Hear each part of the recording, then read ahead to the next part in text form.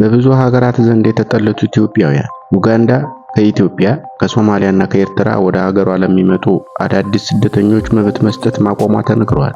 አወዛጋቢው የወደብ ጉዳይ ኢትዮጵያ ለዘመናት ባስተዳደረችው ባህር ላይ የቤት ተመልካች መሆን የለባትም ሲሉ የዓለም አቀፉ ሕግ ባለሙያ ዶክተር ከበደ ገርባ ገልጸዋል። በዝርዝር እንመለከተዋለን። በሱዳን የድልንጂ ከተማ በሚገኝ አንድ ሆስፒታል በተፈጸመ የድሮን ጥቃት 7 ሲቪሎች መገደላቸውን የሆስፒታል ምንጮች አስታውቀዋል። በጥቃቱም 12 ሰዎች ቆስለዋል ተብሏል።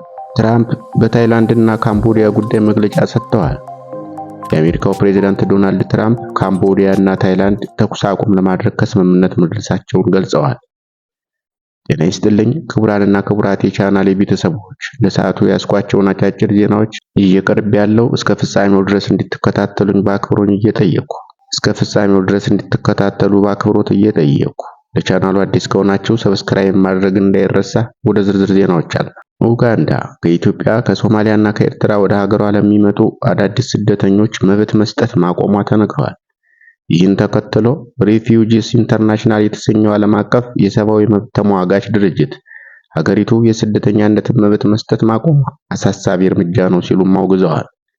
ዜግነት ላይ ብቻ ተመስርቶ ጥገኝነትን መከልከል የዓለም አቀፍ የስደተኝነት ሕግን የሚጥስ ነውም ብለዋል።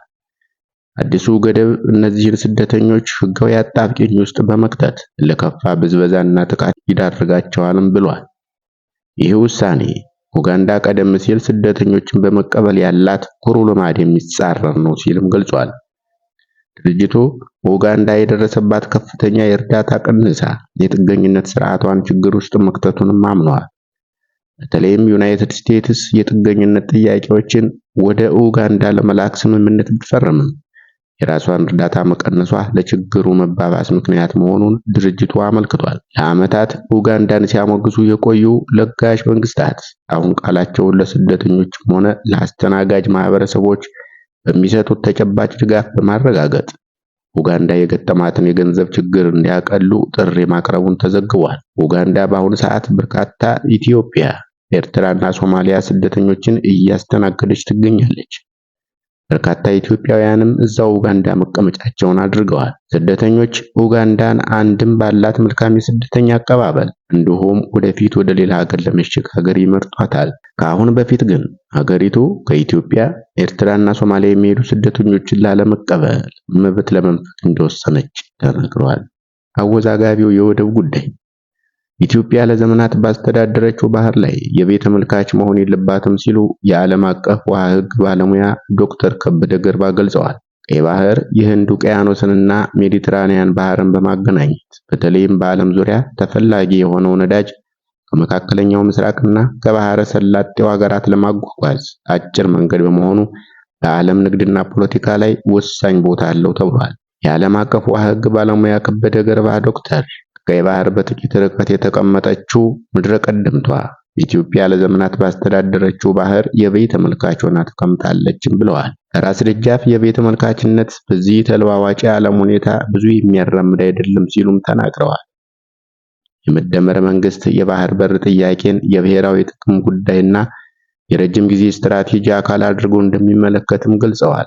ከ120 ሚሊዮን በላይ ህዝብ ያላትና በቀጠናው ፈጣን የኢኮኖሚ እድገት እያስመዘገበች ያለችው ኢትዮጵያ የቀይ ባህር መስመር ላይ ራሷ የሆነ ተመጣጣኝ መድረክ ያስፈልጋታል ሲሉም ጠቁመዋል። ይህ ሐሳብ ለብዙ ዓመታት የነበረ የኢትዮጵያ ጥያቄ ነው የሚሉት ባለሙያው ይህን ጉዳይ የአንድ ፓርቲ አጀንዳ አድርጎ መመልከት አይገባም ብለዋል።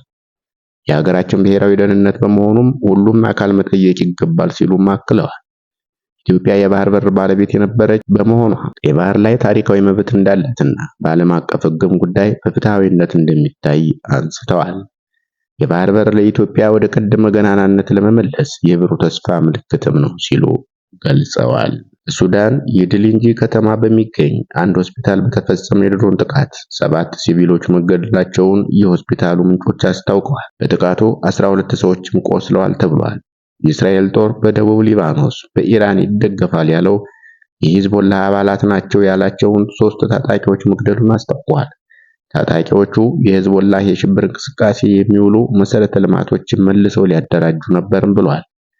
አውስትራሊያ ቡንዲ የተባለ የባህር ዳርቻ ሁለት ጠመንጃ የታጠቁ ግለሰቦች ዘመናት ያስቆጠረውን ባህላዊ ክብረ በዓላቸውን ሲያከብሩ በነበሩ ይሁዲዎች ላይ ዛሬ በፈጸሙት የተኩስ ሩምታ ቢያንስ 12 ሰዎች መሞታቸው ተሰምቷል።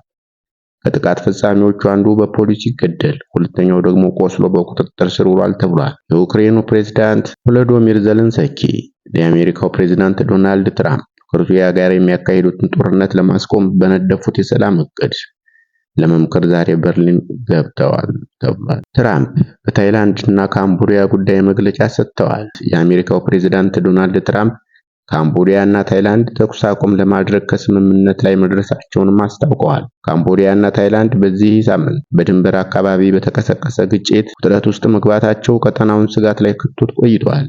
ትራምፕ ከታይላንዱ ጠቅላይ ሚኒስትር አኑቲን ቻርነቪራኮል እና ከካምቦዲያው አቻቸው ሃኑማኔት ጋር በስልክ ቆይታ ካደረጉ በኋላ ሀገራቱ ተኩስ አቁም ማድረጋቸውን ይፋ አድርገዋል። በሁለቱ ሀገራት ድንበር የሚፈጠርን ግጭት በዘላቂነት ለመፍታት የሚያስችል ጥሩ ውይይት አድርገናል ሲሉም ትራምፕ ገልጸዋል።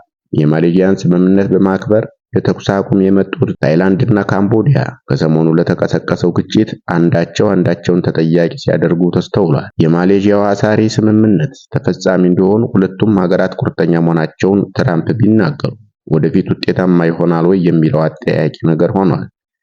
በዚህ ሳምንት የተቀሰቀሰው የታይላንድ እና ካምቦዲያ ግጭት በሺዎች የሚቆጠሩ ንጹሃንን እንዲፈናቀሉ አድርጓል ተብሏል። ክቡራንና ክቡራት የቻናላችን ቤተሰቦች ለሰዓቱ የያዝናቸው አጫጭር ዜናዎች የተከታተላችኋቸውን ይመስሉ ነበር። አብራችሁን ስለቆያችሁ ከልብ እያመሰገንን ለቻናሉ አዲስ ከሆናችሁ ሰብስክራይብ፣ ቤተሰብ ከሆናችሁ ደግሞ ላይክ እና ሼር ማድረግ እንዳይዘነጋ። መልካም ቀን ይሁንላችሁ።